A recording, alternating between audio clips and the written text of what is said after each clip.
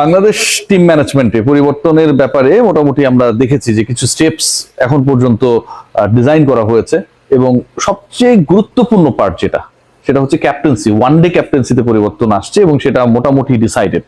এখন এই one day ক্যাপ্টেন্সির চেঞ্জেসটা কিভাবে হতে পারে, আপনারা সবাই বিভিন্ন মিডিয়ায় নিউজটা খেয়াল করেছেন, এবং এটা নিয়ে জানা যাচ্ছে যেটা মানে একদমই 100% শিওর না যে কখন কয়টায় কিভাবে মিটিং গুলো হয়েছে, যে সম্ভাব্য ক্যাপ্টেন হতে পারেন যিনি বা যারা, তাদের সাথে বাংলাদেশ ক্রিকেট বোর্ডের যারা আসলে দায়িত্বশীল তাদের একটা মিটিং বা সভা হয়ে গেছে এরই মধ্যে, এবং সেটার পরবর্তী সময় আসলে কিছুটা হলেও এক্সাইটমেন্ট বা অস্থিরতা দুটাই বেড়ে গেছে।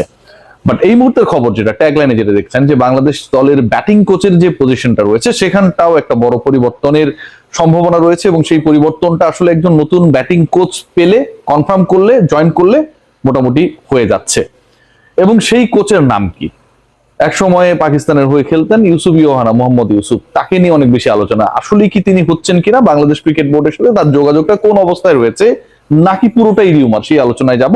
তার আগে Mohammad Ashraful almost is going to lose his job, এটা মোটামুটি বলাই যায়। মোহাম্মদ আশরাফুলকে নিয়ে কেন এই আলোচনা, মোহাম্মদ আশরাফুল আসলেই কি করেছেন, Mohammad Ashraful as the batting coach তার পারফরমেন্সটা কি ছিল, একটু যদি ফ্ল্যাশব্যাক করি। যেহেতু আলোচনাটা হচ্ছে যে মোহাম্মদ আশরাফুলের জায়গায়, যেহেতু ব্যাটিং কোচের দায়িত্বে তিনি, নতুন একজনকে, হাই প্রোফাইল একজনকে বিশ্বকাপ সামনে রেখে, 2027 বিশ্বকাপ সামনে রেখে বাংলাদেশ ক্রিকেট বোর্ড নিয়োগ দিতে চায়, which is very good decision আমি মনে করি। কারণ আপনি এমন একজনকে আপনার দরকার যিনি এরকম কন্ডিশনস গুলো সম্পর্কে মাচ মোর বেটার জানেন, সাকসেসফুল ছিলেন, এবং বাংলাদেশ দলে যার একটা প্রভাব থাকবে। এখন আশরাফুলের প্রভাব কতটুকু সেটা আমরা দলের পারফরমেন্স দেখলে বুঝতে পারবো। খেয়াল করে দেখুন, সবশেষ যে ওয়ানডে সিরিজটা বাংলাদেশ খেলেছিল, যে সিরিজে বাংলাদেশ পরাজিত দল জিম্বাবুয়ের এগেইনস্টে, রাইট? জিম্বাবুয়ের এগেইনস্টে পরাজিত হওয়া বাংলাদেশ সেই ওয়ানডে সিরিজে একটা ম্যাচে, প্রথম ম্যাচটায় 142 করতে গিয়ে 116 রানে আউট হয়ে গেছিল। 142 এর টার্গেট ছিল ফ্রম 50 ওভার্স, মানে হচ্ছে আস্কিং রান রেট বিলো 3। সেখানটায় বাংলাদেশ 116 বেশি করতে পারে নাই। Mohammad Ashraful batting coach, reminding you all. Bangladesh second যে ম্যাচটা খেলেছিল সেখানটায়ও বাংলাদেশ অল আউট হয়ে গেছিল। মানে ওয়ানডে সিরিজে বাংলাদেশ জিম্বাবুয়ের এগেইনস্টে, জিম্বাবুয়ের কন্ডিশনে যেই 3টা ম্যাচ খেলেছিল তার 2টাতে বাংলাদেশ অল আউট হয়েছিল। এখন গুরুত্বপূর্ণ কেন যে আশরাফুল কেন সাকসেসফুল না, বা এরকম ঘটনা তো ঘটতেই পারে, বাংলাদেশ তো এর আগে টানা 4টা সিরিজে জিতেছে, সেখানটায় তো আশরাফুলের তুলনামূলকভাবে রোল নিশ্চয়ই ছিল, যেহেতু তিনি ব্যাটিং কোচের দায়িত্বে। পয়েন্টটা হচ্ছে যে বাংলাদেশ সবচেয়ে সিরিজটা খেলেছে প্রথমত একটা লোয়ার র্যাঙ্ক টিমের বিপক্ষে, এবং সেই টিমের বিপক্ষে বাংলাদেশের এই সিরিজটা হোমে খেলা সিরিজগুলোর থেকেও বেশি গুরুত্বপূর্ণ। কারণ বাংলাদেশ বিশ্বকাপ 27 বিশ্বকাপটা খেলবে কিন্তু ওই একই কন্ডিশনে। Namibia, south Africa, Zimbabwe, the same condition Bangladesh played the last ODI series. এখন ওই ওয়ানডে সিরিজের যদি আপনি অ্যাটমসফিয়ার বুঝতে না পারেন, উইকেটে ক্যারেক্টার বুঝতে না পারেন, ব্যাটারদেরকে সাকসেসফুল হবার যদি সেই মন্ত্রটা দিতে না পারেন, তাহলে তো you are not going to be a good coach for the world cup. Very decent question and logical question. টেস্টে যে ঘটনাটা ঘটেছে, এটা বাংলাদেশের ক্রিকেট ইতিহাসে সবচেয়ে লজ্জাজনক ঘটনাগুলোর একটা।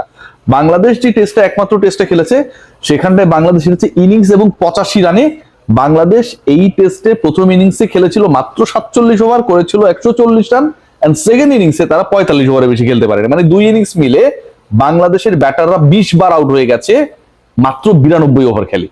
92 ওভারের মধ্যে টেস্ট খেলতে নেমে বাংলাদেশের ব্যাটাররা 20 বার আউট হয়ে গেছে, এবং এক ইনিংসে করেছিল 140, আর এক ইনিংসে করেছিল 185।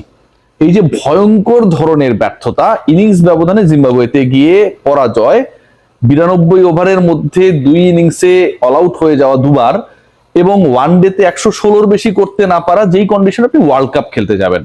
মোহাম্মদ আশরাফুলের তার পজিশন ধরে রাখার পক্ষে কোনো যুক্তি আসলে এই স্ট্যাট গুলো দেয় না। ইউসুফের ব্যাপারটা কি, মোহাম্মদ ইউসুফের ব্যাপারটা কি? Is he going to B the part of national side?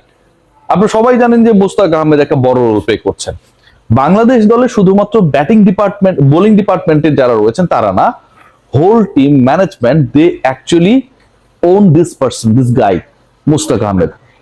এবং তিনি বাংলাদেশ দলের মেন্টালিটির জায়গাটাকে অলওয়েজ আপরাইট করার ক্ষেত্রে একটা বড় রোল প্লে করছেন। ব্যাটসম্যানরাও তাকে পছন্দ করে। খুব ইন্টারেস্টিং একটা পয়েন্ট, কিন্তু মুস্তাক ভাইকে সবাই পছন্দ করে। শোনা যাচ্ছে যে he is playing a role to convince Mohammad Yousuf as become the head coach দুঃখিত, batting coach of the side. এখন ব্যাটিং কোচ যদি আপনি বানানোর চেষ্টা করেন মোহাম্মদ ইউসুফকে, তাহলে সেই জায়গাটায় আসলে বাংলাদেশ দলের জন্য বা ক্রিকেট বোর্ডের যেই ক্রিকেট অপারেশনস রয়েছে তাদের এটা একটা গুড রিক্রুটমেন্ট, এটাকে আপনাকে মানতেই হবে। বাট যতটুকু শোনা যাচ্ছে যে মুস্তাক যোগাযোগ করছে এবং ইউসুফ কোচ হচ্ছে আশরাফুল সরে যাওয়ার পরের ঘটনা, এটা এখন পর্যন্ত আসলে প্র্যাকটিক্যালি যতটা শোনা যাচ্ছে ততটা আগায় নেই, বা ওই ডিসিশনটা আসলে হওয়ার পথে বাংলাদেশ ক্রিকেট বোর্ড কোনো সিগনিফিকেন্ট ডাইভ এখন পর্যন্ত দিতে পারে নাই। Very true, Bangladesh cricket board এখন পর্যন্ত কোনো সিগনিফিকেন্ট ডিসিশন মেক করতে পারে নাই বা কানেকশন সেট আপ করতে পারে নাই with Mohammad Yusuf for being the national team batting coach. So এই আলোচনাটা যতটুকু আসলে ছড়িয়েছে হচ্ছে আশরাফুলেরটা যতটুকু সত্য যে আশরাফুলকে আসলে তার দায়িত্ব থেকে সরানোর একটা সময় চলে এসেছে, বা তার সাকসেস রেট বাংলাদেশ ক্রিকেট বোর্ডকে বাধ্য করছে টু চুজ সামওয়ান নিউ, ঠিক একইভাবে এটাও ততটা সত্য না যে মোহাম্মদ ইউসুফই বাংলাদেশ দলের দায়িত্বে আসছেন। খালেদ মাহমুদ সুজনের যে পয়েন্টটা, সুজন সাহেব অবশেষে বাংলাদেশ ক্রিকেট বোর্ডে মোটামুটি অ্যাড হয়ে গেছেন এবং তিনি একটা বড় সময়ে বাংলাদেশ দলকে সাপোর্ট করেছিলেন। বাংলাদেশ দলের একটা সময় তিনি হচ্ছে শেপ দ্য মিশন ছিলেন, ন্যাশনাল টিমের সাথে ছিলেন, ম্যানেজারিয়াল রোল প্লে করেছেন, হেড কোচের দায়িত্ব প্লে করেছেন।